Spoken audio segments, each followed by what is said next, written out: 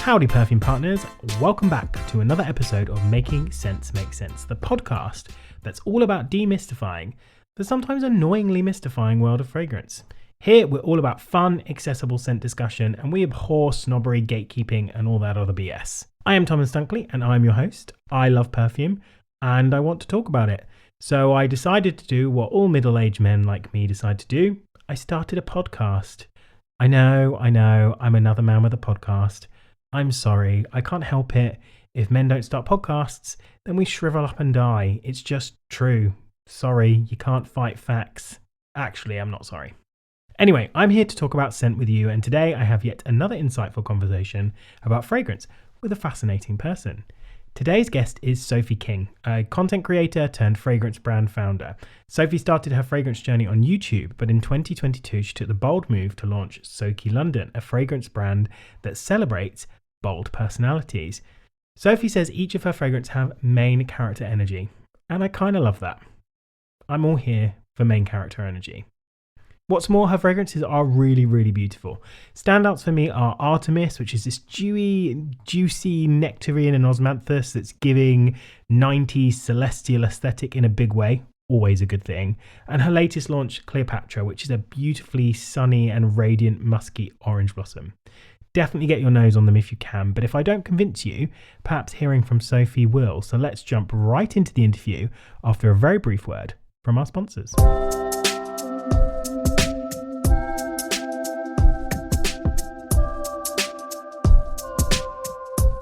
This episode of Making Sense Make Sense is sponsored by Carium. Now, listeners will know that I'm all about making fragrance easy and accessible. It's my view that everybody should be able to enjoy it without any unnecessary barriers or complexities. So I'm here for anything that makes the process of exploring fragrances easier. And Carium are on the same page, using a pioneering AI-powered fragrance discovery experience created in Japan in 2019.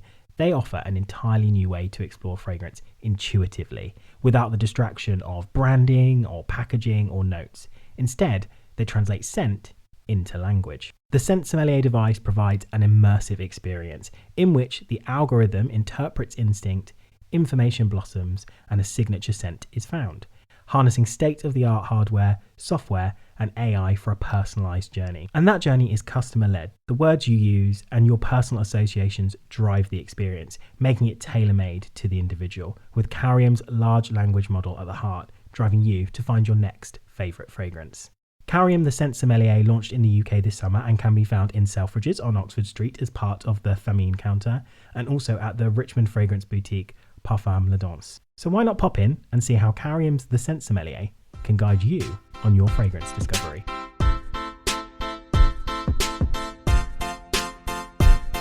Sophie, I'm so fascinated by your journey from fragrance influencer and content creator to brand founder. But before we get into all of that and all of that wonderfulness, I want to know how it started for you. So I read that your love of fragrance came from your father. Can you tell me a bit about that relationship and how it sparked your interest in the olfactory world? Yeah, absolutely. So I've always loved sort of collecting cute little shiny things. I'm a bit of a kleptomaniac, and Dad used to travel a lot for work and he would bring me back perfumes from the airport. And I always remember having like the Nina Ricci apple on my dressing table, the Monsieur Cherie, the first one, and just finding them so beautiful and precious, and I would hardly ever use them because I didn't want to use them up. And I just loved like having this collection on my dressing table. So I've always sort of been interested in fragrance and wanted to explore it. And then I found myself with an impromptu gap year after university. And it just so happens that back where I live in Lancashire, there was a niche perfumery in our local town, and I got a job there for a year, worked there full time, sort of 6-7 days a week, and just really like dove into the whole world of fragrance. And I love sort of in my mind sort of learning things, and I love just learning all the different versions of fragrances and the sizes and the prices and the names, and by the end of it I sort of knew every perfume that we stocked, and we must have had like 1,000 different perfumes, and I could visually like know where each one was, and I just love things like that. So that's when I really got into like really deeply into fragrance.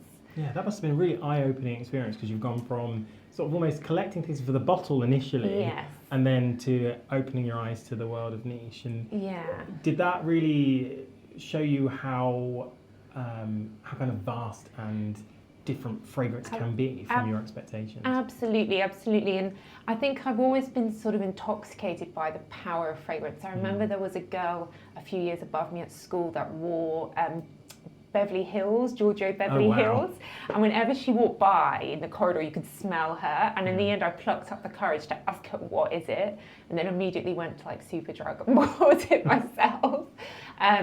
But yeah, what I really found working in the shop was that the customer was quite confused by like the vast array of fragrances, and particularly names. You know, if you take something like the VA Belle, where you have sort of 10 or 15 versions of Floral, Essence, Intense, the customer just assumes they're all the same, or they don't know that sometimes they're totally different. So I found it was quite a mysterious world for people, and I thought there was a bit of an opportunity, I guess, to like demystify it and just break it down and make it more simple. So that's sort of what led to the YouTube channel. Yeah, I think we don't make it easy for people, do we, in the fragrance industry? Because a lot of it is very French, so we use lots of French names that don't, you know, people, I think sometimes even the name, having to go up to a counter and ask for La Vie Belle can be a real like a barrier and a boundary, can't it? Exactly. So that was the thing that's like made you say, okay, I want to start a blog and a YouTube channel. Which was it that came first? Yeah, definitely the YouTube. Okay. So I always wanted to be a Blue Peter presenter when I was a kid. We all did. Yeah. We all wanted that badge, that's what we wanted. Right. And I guess, obviously, Blue Peter, I don't think it's still on anymore. But once YouTube sort of started becoming a thing, I thought, gosh, I could do that. But I never really had the courage because I knew all my friends would watch it and everyone at work would watch it and it would be really embarrassing. So eventually I decided to pluck up the courage and do it. After I had a bit of a life-changing moment, I got bacterial meningitis, septicemia, I was in a coma for a week, and I'm sort of given like 75% chance of not making it. And I was off work for maybe 6 months after that recovering, but it was actually like probably the best thing that could have happened to me because it gave me a totally different perspective on life. In your 20s you think you're going to be around forever, you can do things later, and it sort of made things more urgent. So I thought, right, I don't care if everyone watches it and thinks it's really cringe and I get no views, I'm just going to start making videos. And for the first year or two, like, no one watched it. I'd be lucky to get like 100 views. That's really fascinating. So it was kind of a life-changing moment, a kind of seeing the white light moment that made you think, do you know what, I'm not going to hold myself back anymore. Yeah, like I don't want to waste time. And I did things like I went skydiving by myself, I started traveling by myself. I'm up to 63 countries now. I'm trying to go to everyone in the world, and just did all these things that I would have been too scared to do before. Yeah. What's scarier, skydiving or starting a fragrance brand? Definitely starting a fragrance brand, because at least with skydiving you're strapped to someone who knows what they're doing. Yeah. You're flying solo with the fragrance brand sometimes, aren't you? What I've always enjoyed about your content is it's really accessible. I think that really comes across. It's always very personal. You get a good sense of you when you're watching your videos, but you review all sorts of fragrances. So you'll review, niche brands to designer, but you also do focus quite a bit on more affordable brands. Yeah. Has that been a conscious part of your approach to focus on accessibility and affordability? Yeah, definitely. I mean, you can take the girl out of Blackpool, but you can't take Blackpool out of the girl. I'm a stickler for value for money. So I always do think about the price when I'm reviewing perfumes, and also when I was creating my brand as well. I wanted to create something that was a sort of niche quality, high-end quality, but not at a niche price point, at a more accessible price point, because I do think it is a lot of money, sort of to spend on something which is, completely, I guess, not a necessary thing in life, right? To have a fragrance, it is, and it's something you're buying for yourself. So I did want to make it accessible, and I do love sort of collecting as well. So I wanted to make it at a more accessible price so, people could build a collection. You were one of the OG fragrance YouTubers back in the day, and one of the OG influencers. How has that landscape changed? Yeah, I think I guess TikTok has appeared, Yeah, and it I has. don't really do much on TikTok, and I probably should. It just makes me feel really old whenever I go on it. Yeah, I know that feeling. But I, to be honest, I kind of just keep doing my thing, and just sticking to like what I know, and I haven't really sort of tried to change or adapt to how the world has changed. But I do think that, you know, there's so many more niche brands now than there used to be. Lots of Middle Eastern brands that, you know, seem to appear all the time. But I think people, like the customer, is more interested in niche brands now compared to how they used to be, and more curious and more interested in trying new things and like diving into the story behind a fragrance. Whereas, you know, sort of 10 years ago, people really just wanted to know about the big releases from the designers. So I think a lot of new influencers have sprung up and sort of can talk about more more niche brands and things that are a bit different. And I guess my impression is that a lot of influencers don't really talk that much about the big designer releases, the famous ones, because I guess everyone already knows about them now. Yeah, I feel they get overlooked a little bit now. I think, you know, I've found that certainly that some of the fragrances that really resonate when I talk about them in my content is the more affordable fragrances, I think, because prices are just getting a bit ridiculous, but also the big designer releases. And I think sometimes we've moved away from the understanding that there's good and bad at every price point. You've got some fantastic niche scents, but also some terrible niche fragrances, terrible designer, but also some brilliant designer. And I think that's what you've done really, really well. I think you've kind of found the best of everything. And is YouTube kind of your preferred platform because you can go into that more in-depth storytelling? Definitely, yeah, definitely. I like to give, you know, I spent 10 years in the city as a management consultant, so I'm sort of, my approach is to be sort of have a beginning, middle and end and talk things through,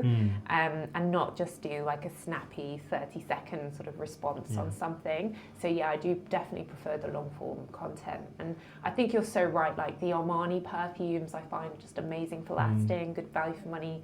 The Lancôme, like Lancôme Idole and the VA Belle, they're great for lasting, and Givenchy as well. So I think there are a lot of designer perfumes that are good, but also a lot which are a bit of a rip-off as well. Absolutely. It's everywhere. It's every part of the industry. I think you get the good and bad. Yeah.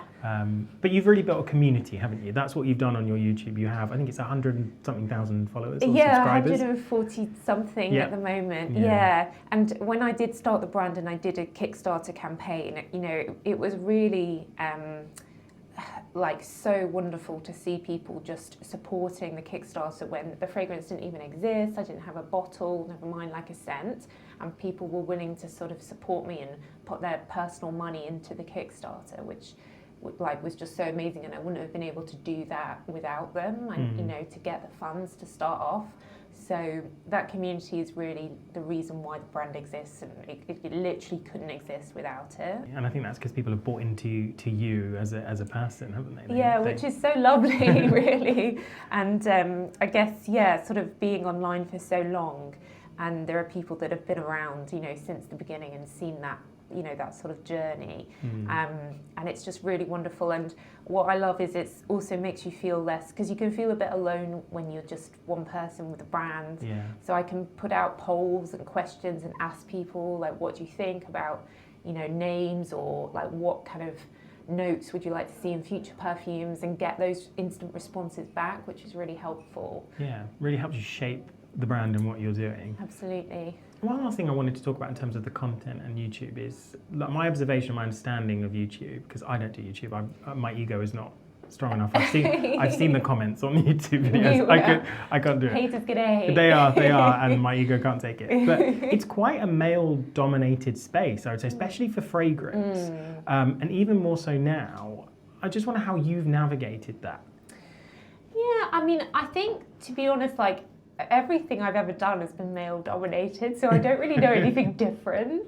And I don't really do much content around male fragrances. I think 80% of my subscribers are women. So I just stick to that world, really. And I do find that the male fragrance market is quite different. I feel like there are less sort of fragrance families in the male world. And the sort of the price point and the value for money thing is sort of less relevant. Like, I just think I'll just get one of the Boss bottled ones. Like, some of them are really good. Yeah. Like, I think there's less to talk about in the male space, so I tend not to really talk about male fragrances. But yeah, I think I don't really know anything different, so I don't really think about the fact that there are lots of guys, if that makes sense. Yeah, you've just created your own little I corner just of do the my own internet, thing. haven't you? Yeah. Absolutely. And you must have smelled, thousands of fragrances in your life, from hundreds of brands. Yes. Did that give you a really good sense of what you wanted or what you didn't want when you were creating with your own brand? 100%. So I have really clear vision in my head of what I want each fragrance to smell like, and then I work with my perfumers, and they come backwards and forwards until they've created what I'm imagining in my head, if that makes sense. And sort of being inspired by existing fragrances, like elements of them that I really like. Like, for example, with Aphrodite, I loved Guerlain's Coconut Fizz. I love like those tropical notes, but I found that a lot of coconut perfumes were very vanilla-y and sweet, and I wanted something that was more fresh, so sort of definitely having that sort of library in my head of all the different perfumes, I can sort of see where the gap is that I want to create a new creation, if that makes sense. Yeah, absolutely. Yeah. And at what point did the brand become a reality for you? Did you think, I'm actually going to do this, I want to do this? Yeah, so I think when we had COVID, of course, and I was just I was on my own all the way through COVID, so used all my weekends and free time to just do YouTube. And then, unfortunately, Dad passed away with COVID in 2020. And I think that was really the moment where I sort of reflected on, right, I've been here in the city doing this job for like 10 years. I don't think I really want to do this for another 10 years. And I've always wanted to be like a founder, an entrepreneur. I love Dragon's Den and The Apprentice and stuff. And I thought, right, let's just do it, and if it fails, then at least I can say I tried. So again, it was another one of those key moments, like life moments, where I thought, life's too short to play it safe. Like, let's just do it and see what's the worst that can happen. Well, worst can happen was I could lose everything, but we try not to think about it too much. Yeah, I try not to dwell on that. So that, I think that was it really, and then sort of. When I actually handed my notice in and quit my job as well. And then you have that first month where there's no salary, and then you realise like there's no sick pay, there's no pension, none of these things. And that's when it sort of really hits home that, right, this is actually now my livelihood and I need to make this a success. But then launching the Kickstarter and starting to see people, contribute towards the Kickstarter really made it feel really real. And finding Ruth and Nick Mastenbrook, my perfumers, and sort of getting them on board was definitely like a key milestone as well. Like, right, I've actually got people working on this fragrance, it's actually going to exist. Yeah, it's going to be real.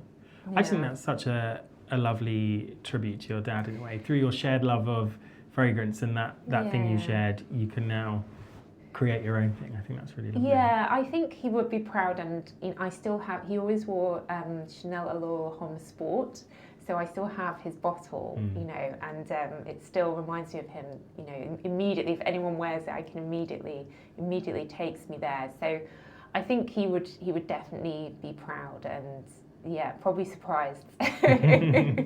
Yeah, I don't think he'd be surprised. I think he would know. So each of the fragrances in the collection are named after kind of an iconic woman from history or from mythology. So you've got Aphrodite and Artemis from Greek mythology, but most recently Cleopatra, is your latest launch. Was it important for you to celebrate women in the brand? Yeah, definitely. And I really wanted to, use sort of powerful women, and because they're powerful fragrances, they're highly concentrated. And I've always sort of looked at these sort of iconic figures from history. I remember coming to London as a kid and sort of going to, see the Crown Jewels and Westminster Abbey and all the sort of kings and queens, and just feeling so inspired. Like, what did they look like? What did they wear? What did they smell like? And then the sort of Greek theme as well. At university, I did like ancient philosophy, which has been really useful for real life. But yeah, I've always loved that and tried to imagine what these different characters would be like. So that was really important, that it is a very female brand, but a sort of strong, empowering female brand. And I really wanted to create perfumes that give you that sort of main character energy. So that going back to that girl at school who I could always smell when she walked by, giving you that signature scent. So I think to correspond with that, they needed these like strong, powerful names to go with scents. I love that main character energy. I love that in a fragrance. Yeah. And I suppose in a way that what that can create is then your fragrance can maybe be a bit divisive, because you're not going to love every character. For sure. Yeah, for sure. Like they're not designed to be sort of really generic, easygoing. Anyone would love them. They are meant to be main characters, and also different moods and vibes. Like, Empress you might wear at night, date night, or out to a bar. Whereas Aphrodite is very summery. Cleopatra, actually, I'm going to wear for my wedding next year. So I wanted to create a wedding fragrance. So they're all very different, like moods and energies. But definitely, and I think I sell the little samples on my website, and I think people really appreciate that because you can then try them. Because I think they are something that you do need to experience. But that's definitely what I wanted to create that main character energy fragrance. I love that. I think that's such a good way of describing it. And I think it's interesting you mentioned about Cleopatra going to be your wedding fragrance, because when I've smelled all of the fragrances, I've not smelled the new one yet, but when I've smelled them in the past, knowing you and your content, I just really got the impression that you were creating fragrances that you would just love to wear. Yes, was that definitely. a conscious thing for you, do you think? Oh, definitely, yeah. Like I have to create fragrances because I'm going to talk about them every day, so I have to love them. Definitely, for sure. I'm definitely not creating them, for anyone else, or I don't sort of think, oh, what's on trend or what does the market want and things like that, because I just couldn't be passionate about that. And I also think if you sort of follow trends, then you're already too late, if that makes sense. Yeah, absolutely. Because it takes, it sometimes takes 2 years to develop a fragrance, doesn't it? It takes a long time. Yeah, it takes a really long time. So I don't really follow any of that. And I think they are more sort of universal and timeless, I guess. And I'm sort of ticking off all the different sort of fragrance families bit by bit as well. Yeah. When we get to the whole range, we'll have covered everything one day. So you mentioned earlier you've worked with perfumers Ruth and Nick Mastenbrook to create these fragrances. How did that relationship come about? I just reached out to them. I really wanted to work with a British perfumer, and being such a small business myself, I really like that they were a small family business as well. And I know a lot of people go to the big sort of like Givaudan and places like that, and I just thought that would be more of a transactional relationship. And I think what was also important to me is I in my head had a very clear vision, and I didn't want the perfumer to try and put their take on the fragrance. So what's great is Ruth and Nick will do what I want. Like, they won't try and influence me or try and put their take on the fragrance. They very much just want to create what I am trying to explain to them in my basic non-scientific way. So that's really important. And they're in Oxfordshire and Exeter, so I can easily travel and see them. So it's just a really nice working relationship. And I really wanted to support like a small British business as well. Yeah, and I'm really curious about that process. So how do you brief them when you're coming up with a new fragrance? What does that brief look like? So I always create like a mood board of the characters, energy and everything, and sort of talk them through that. And I will also sort of show them perhaps elements of other fragrances that I like to try and bring it to life for them. And for example, with Artemis, the nectarine and the peach note, I was really clear that I didn't want it to be like a Haribo peach, like a sweet peach. I wanted it to be like you've just gone to the supermarket and got a punnet of peaches and you're smelling them, and it's that green, ripe, fresh scent. So just things like that. So I just sort of go on at them and sort of try and bring like real life feelings to life. And Aphrodite, like really inspired by my trip to Costa Rica, sort of going out on the water, and there was sort of lotus flowers, and it's that smell in the air, that sort of humid tropical smell that you just don't get in England. You know, it's that holiday smell. So just sort of stories like that, I'm trying to bring it to life. Yeah. So you're not focusing on materials as such. You're talking about feelings, the outcome, emotions, characters. Yeah. I like that specific, like I like the air of this specific place. Recreate that, please. Go to this country and smell the air. Yeah. Yeah, because the formulas are incredibly complex, and it's very scientific. And I think what a lot of people don't realize is the fragrance notes listed about perfume aren't necessarily like the ingredients that are in it. Like you don't just get, you know, some jasmine oil and then some orange oil, and that's, you know, it's much more complex than that. So it's kind of their job to translate what I'm saying into the actual chemical formula that makes that scent, if that makes sense. Yeah, totally. They're more impressions, aren't they? It's to try and kind of, because we can't give out the formula because that would be that would not be sensible, but we can give people an idea of what they're smelling. So sometimes you do get things that are in there. If there's jasmine, absolutely, you might but you might also get, you know, salty sea air, which obviously isn't a note. Exactly, or, you know, something like pear. I don't think they actually get pears and juice them and put them in a perfume, you know? Yeah, might go off a bit. Yeah, exactly. And would you say that working with the same perfumers helps you forge a brand signature in a way? Is that even important to you, or?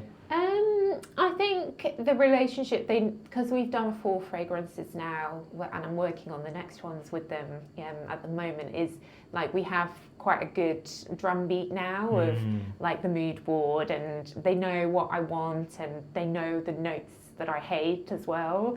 So I don't have to sort of start again, you know, like I really don't like things that are very greeny, oak mossy, or like the smell of like bushes and things like. I really don't like that.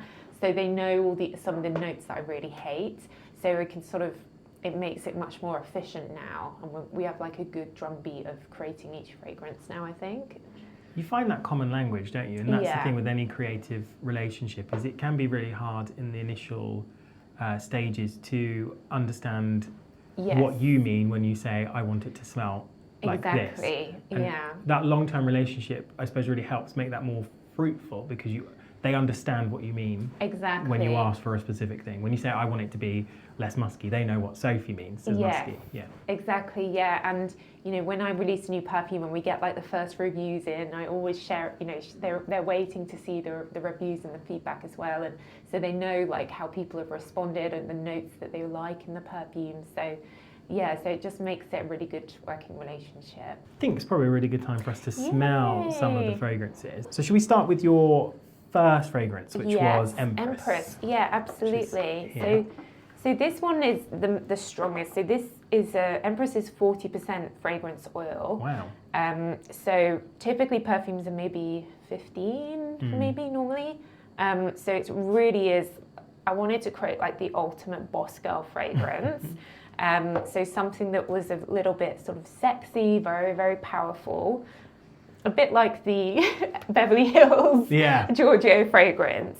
And also I was really inspired, I missed the original Miss Dior Cherie, that had that popcorn note in it, that toffee popcorn, that gourmand. And this was like 3-4 years ago, so before gourmand kind of became huge, I think. And a lot of feedback I get around Empress is that a lot of girls, like husbands, boyfriends, really like this. So it's definitely become a bit of a sort of date night type fragrance. But it's definitely strong, it's definitely powerful, and it really does last a really long time. It's definitely bold. That popcorn really comes through. It's kind of nutty, but a little bit green. I would say it's not too sickly. That's sometimes you can get with like a caramel-y popcorn-y note, is it can be a bit biscuity, sickly. This is really, there's a freshness to it, which I really like. It's got the patchouli in the base as well, which really helps with the lasting power. And then a wild strawberry top note. So again, it's not like that Haribo strawberry, it's more of that green outdoors, strawberries growing in a field type note. So this was very much based on like what people wanted from surveys and talking to them through the Kickstarter process and trialing it. And I think what I really love as well is people say they only need 1 or 2 sprays, so the bottle really lasts. Yeah, and that's really important to people, isn't it? People want performance from their fragrances. Yeah. How long did it take you to kind of get this one right? Each of them have taken about a year, I would say, of going backwards and forwards, maybe like 20 different iterations. And then it gets really hard because maybe I'll have sort of a final 3, and then I have to that are really similar, and then I have to choose one, and then it gets really hard. So it does take a long time. And then, so Artemis this was my 3rd fragrance actually. I know this is your favourite. Yes. Artemis is definitely autumnal. That sort of walk in the woods. Artemis is the goddess of like the woodland and also the nighttime. And this one, when it opens, you get that nectarine peach, that ripeness, sort of the, being harvested in September, October. And then as it settles, you get like the leaves and the woodland from sort of sandalwood.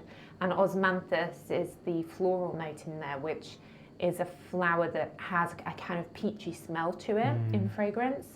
And there's not that many osmanthus perfumes out there. So I did want it, and I always thought it's a bit of an underrated fragrance note. So I wanted to create an osmanthus scent. And I loved the original Gucci Flora that was discontinued, that came in like the hexagon-shaped bottle. Oh, yeah, I remember that. And that was osmanthus. And I've been always looking for a replacement for that. So that was sort of a big inspiration for Artemis. And I think it's quite mysterious and ethereal as well. Yeah. That sort of nighttime goddess. Yeah. And a big inspiration as well, which is a little bit lame, is I love Fantasia by Disney. That's not lame. It's like one of my favourite films as a kid. And there's a scene in the forest with fairies like dancing in the forest at night. And I always, as a kid, just thought, oh, I'd love to be one of those fairies. And like, again, like what would they smell? What's that smell? I wanted to recreate that sort of twinkling, mysterious forest at night. Yeah. Magical. I love that. And you're pulling all these different threads together. And I think what's really lovely is you're, maybe taking an element from a fragrance that you love, like, oh, I like the osmanthus in this way. You're not trying, I think, really clear for listeners, you're not trying to recreate or dupe those fragrances. What you're trying to do is just like, oh, I loved that particular element. I'd love to create my own version, something new that's inspired by that. That's kind of, it's almost like the spark for your creativity. Exactly, yeah. And I also think it's helpful because my fragrances aren't physically in store much, so people need to know what they smell like so they can sort of imagine it. Yeah.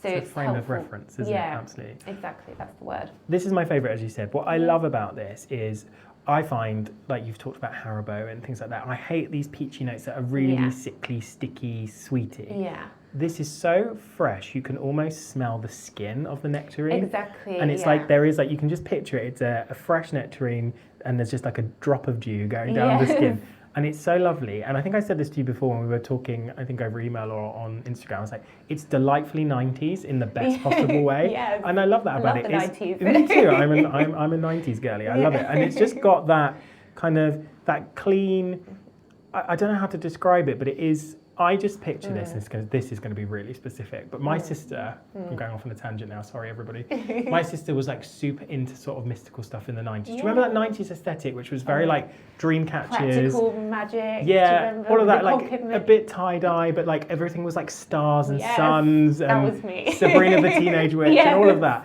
Like Sabrina the Teenage Witch's bedroom was like my sister's bedroom, but obviously we didn't live in a turret. But I just like feel like I'm walking into that and it's all that very mystical, like dark blue velvet. That's kind of what I see, and I love it. I wear this all the time. Slayer. Exactly, it's so that, and I think I wear this all the time because I think it's just the most delightful nectarine peach note I've smelled in a fragrance. Actually. Oh, thank you. Yes. Should we move on to Aphrodite, which was your second? Yes. Yes. We've done them out of order. Yeah, that's okay. Doesn't matter. So Aphrodite is definitely like the fruitiest and the freshest. And Aphrodite is actually my most popular fragrance. It's the bestseller. This one probably took the longest because I wanted to create a mango note that lasted. So again, there's not a lot of fragrances with mango in. Like it's the top note in Paco Fame. I cannot smell mango in that after 10 seconds. Like all I smell is vanilla. And I wanted something that actually lasted with the mango. And then the palm leaves and that sort of recreating that humidity, that tropical air of holiday. Is really what I wanted to create here. So it's probably the most sort of fun and joyful of all the fragrances, and very easy to wear during the day, very fresh. And I guess it leans more towards summer with its sort of holiday vibes. Yeah. And the travel sprays are really popular as well, that I do the 15 ml, because you can put it in your handbag, take it through airport security. So it's been great for sort of reading about people taking it on holiday with them and stuff. But I wear it all year round because I just love anything tropical. Yeah. And I really felt like, everything you can get that's tropical is like Hawaiian tropic body spray or something like that, that just don't last. Yeah. Because, it can be a bit dismissed, those fruity notes. Niche brands don't want to make like a fruity perfume. Yeah, there's an association with it being a bit cheap, isn't it? Yeah, exactly. So I was like, no, I want to make one that lasts, that I can rely on. So your challenge was to make a luxury fruity that's kind of an elevation of that style. Yeah, and I think you've done that really well. This is lovely, and it's kind of got some of that pepperiness that mango has, but also lovely milky sort of coconutty milk vibe to it. Coconut milk, yeah. So rather than it being that vanilla-y coconut, it's the milky, fresh, like you've just split a coconut in half and you're drinking the coconut milk.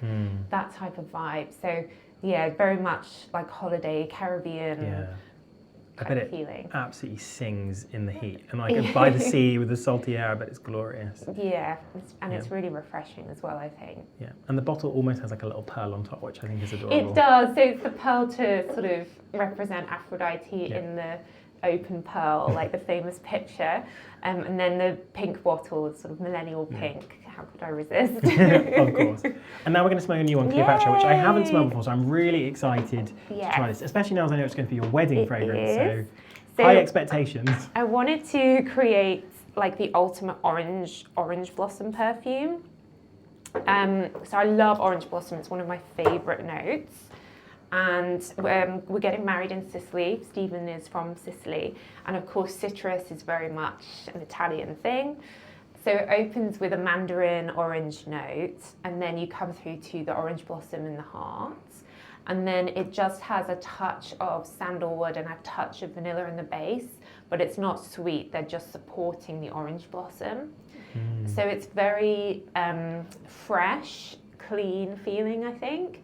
But again, it does sort of project and last, and the orange note lasts through as well, like with bringing out the orange of the orange blossom, if that makes sense. Yeah, it's so vivid, that orange, the mandarin is so vivid. And a bit like Artemis, like it's a ripe orange, like fresh. I don't really like ice cream, but gelato is everywhere in Sicily, and I always get the orange gelato, because it's kind of like a bit tart. So I wanted to recreate that type of sort of sweet, almost like candied orange, but still a bit tart and fresh, rather than like a creamy milkshake orange or something. You get some of the bitter greenery, I think, of the mandarin, and then this lovely sort of creamy floral sea, but also it's very luminous and golden and glowing, isn't it? Yeah, I think so. And Cleopatra was famous for having a scent trail that people, like, she was known for. And, we forget that Egypt is on the Mediterranean where orange blossom grows. We think of Italy and stuff. So they would have had these type of scents back then. So this is how I sort of imagine her smelling in the heat of Egypt. Yeah, absolutely. Oh, this is going to be amazing for a Sicilian wedding. So it's going to be gorgeous. Yeah, definitely going to have like an orange theme. Yeah. Like a citrus theme. Good. And I think it's quite wearable, like sort of during the day to the office. It's quite practical, the fragrance. Like orange blossom, you can't really go wrong with, because I do have a lot of people message me looking for advice on saying, oh, that I'm a nurse or I'm a doctor, like what can I wear, what would be appropriate. So I wanted to create a perfume that sort of fitted around that as well, that people could rely on for everyday wear. Well, having smelled all of your fragrances now, I'm really excited to see which ones you come up with in the future, and which next main character energy girly we're going to get. I wanted to talk to you a bit about the Fragrance Foundation's Next Gen Accelerator program, because I know that you're a part of that, and that's in place to support and develop sort of embryonic fragrance brands. What attracted you to joining that program? So I think it's definitely the idea of not being on your own. So it is quite different, leaving like the corporate world and then just being by yourself, doing everything. And I used to always try and surround myself with more experienced people and study them and learn from them. And I really missed that. So having like Chris Yu, who runs the program, and learning from him, but also chatting to other people that are in the same position as you, that have the same struggles, and you can, there's no stupid questions and things like that. It's just been so helpful. We've built such a really a great community as well. Like we all message each other like almost every day on our little WhatsApp group, and it's been a real game changer. And it's like been really, really helpful to get that support from the Fragrance Foundation. Like, I'm so happy with that. I'm so sad it's coming to an end. Yeah, this year's cohort's coming to an end shortly, isn't it? But you've got that camaraderie for life now, which I think is nice. I went and did a talk with them around PR and content creation with Sharon Whiting, who's kind of a legend in the PR world. And that's the thing that struck me, was how it's actually great to have a program that's helping young brands navigate all of these things. But I think the biggest thing I saw was that it actually created a group of people, friendship, but also people who are there then to support each other as they move forward. And I think that's the great thing about the fragrance industry. It's a very supportive industry. People want to try and lift others up around them. Yeah, and all the brands are so different as well. And, we've talked about doing things like, events together or attending shows together, and, we can share the costs and things like that. So everyone just wants to like help each other rise together for sure. I think I missed that session you did. It's the one I've missed because it was the day I had to, I went and got my wedding dress. Yes, yeah, you'd had a very good excuse not to be there, so we let you off for it. So that's really helped you take the next step and helped you, because I know one of the really big steps that you've just taken is that your fragrances are now available in Boots. Yeah. How does that feel? It's so surreal. I can't believe it. And I'm a massive Advantage Card loyalty point geek. So the fact that people can now get like the Advantage cards and stuff is so cool.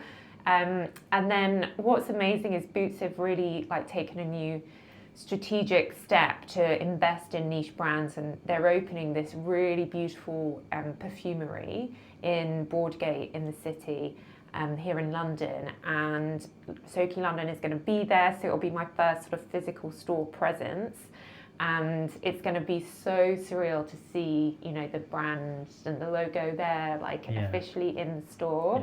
It's going to be a massive like milestone in the company, in the brand's journey. And obviously all my family will be coming down to see it and probably cry. But it's just so wonderful. I really can't believe it. And Boots have been so fantastic with supporting, like working with niche brands. They really have made a conscious effort to adapt all their complex processes and everything, so that they can work with much smaller brands than what they normally work with. So I think it's the beginning of a really exciting relationship. And I just can't wait to see it. But just them being on the Boots website now is super surreal. And I think it feels like a good fit, isn't it? Because your brand is around sort of making niche fragrances at an accessible price point, and so it sits nicely somewhere like that, I think. Yeah, absolutely. And when I grew up, Boots was the only place you could really get perfumes. So I do associate it with that, and I think like you say, I really do want to create perfumes for like everybody that are very accessible. So I think it's the beginning of a really exciting journey. I can imagine. Can't wait to see what happens next.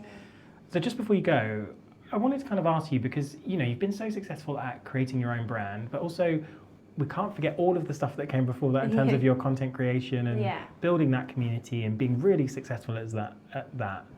What advice would you give to someone who wanted to start a career in the fragrance industry, you know, either as a content creator or maybe as, you know, starting their own brand or, you know, any other part of it? I really do think do what you love and what you're passionate about. I would say don't look at what other people are doing and try and imitate it. Just be yourself, because I think when you're doing something that you personally love or care about, it comes through, it shines through. And I think it's exhausting to pretend that or be a way that you're not. So I know it sounds so cheesy and everyone says, you know, be yourself, but it's something that I always have sort of tried to stay true to, and it's something I really struggled with in the corporate world as well. Like people used to say, Sophie, everyone can always tell what Sophie's thinking, like she can't hide her resting bitch face and all this. And, you know, but now if you're doing your own thing, then, you know, just be you and speak about perfumes you're passionate about and do it in a style that you want to do. Don't try and adhere to what you can see other people doing. Yeah. Sophie, thanks so much. It's been a real pleasure chatting to you and getting to know about you and your brand and your history. And I'm sure my listeners are going to love listening to it too. Thanks for having me.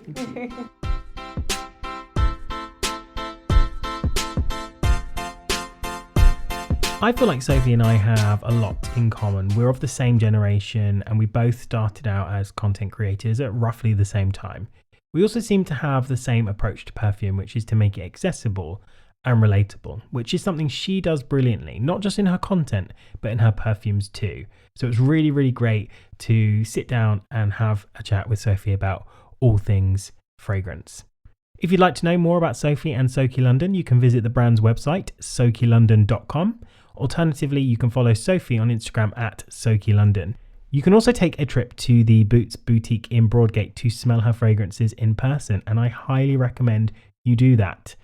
That's it for this week. I will be back next week with another exciting new episode. A massive thank you again to Parfum, our sponsor for this episode. I'm all about making fragrance and fragrance discovery more accessible. That's literally something I think I just said. And Parfum's innovative AI solution, the Scent Sommelier, offers an entirely new way to explore fragrance by translating scent into language. You can find out more at www.parfum.com. As usual, I'll hand over to our guest to tell us the fragrance they have an emotional connection with. After all, fragrance is an emotional art form. If you want to follow me on Instagram, you can at Making Sense Make Sense. But for now, over to Sophie, who will take us home with her emotional connection scent. I'll see you next week.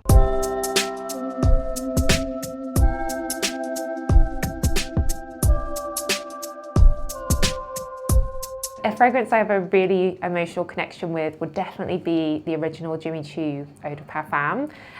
It's been around for so long, and it was love at first sniff the moment I first smelt this. And I've worn it at all the key moments in my life, I think. Sort of first day at work, when I met my fiance for the first time, and I still use it as a really comforting fragrance. I often spray it before I go to bed. And things like that. So I have a real connection with it, and it always just makes me smile and makes me feel really cozy whenever I spray it.